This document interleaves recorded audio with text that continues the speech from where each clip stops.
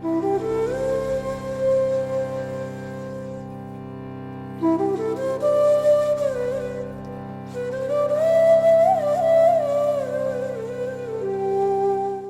સત્તા કરવટ બદલે ત્યારે એમ કરીને આ વાત છે કે સાવ ગરીબીમાં પણ બાળપણ વિતાવનાર નેપોલિયન આગળ જતા પુણ્ય કર્મના પ્રભાવે અને પુરુષાર્થના સહારે સમગ્ર ફ્રાન્સના સર્વે સર્વા સંતાધીશ અને કાબેલ યુદ્ધ વિજેતા સેનાપતિ તરીકે જગ મશહૂર બન્યા.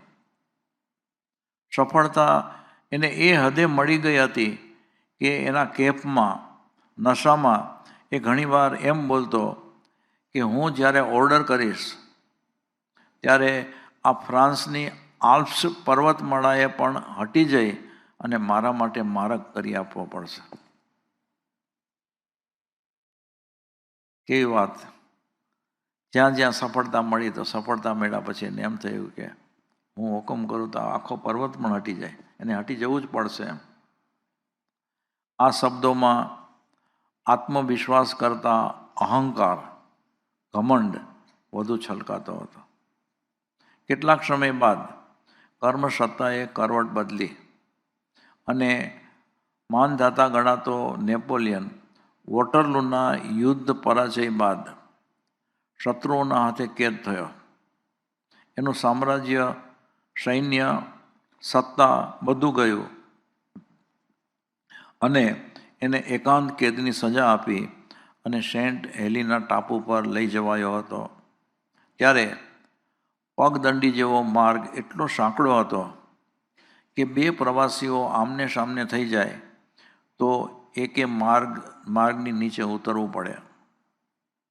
બરાબર એ જ સમયે માર્ગ પર સામેથી માથે લાકડાનો ભારો ઉઠાવી અને એક મજૂર સ્ત્રી આવતી હતી.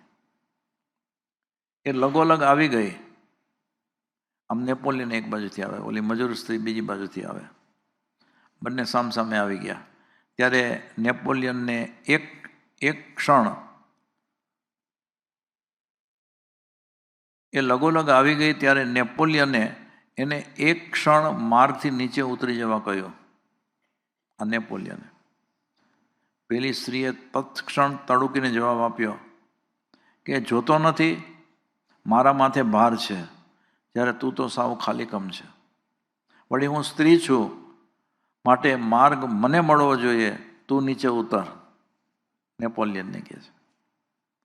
એ મજૂર વ્યક્તિના વચનો સાંભળી નેપોલિયન ચૂપચાપ નીચે ઉતરી ગયો. બિચારો નેપોલિયન આલ્પ્સ પર્વતમાળાને હટાવી દેવાની વાતો કરતો હતો, પણ કર્મસત્તાએ કારમી થપ્પડ મારી ત્યારે એક મજૂર સ્ત્રીને પણ એ હટાવી ન શક્યો.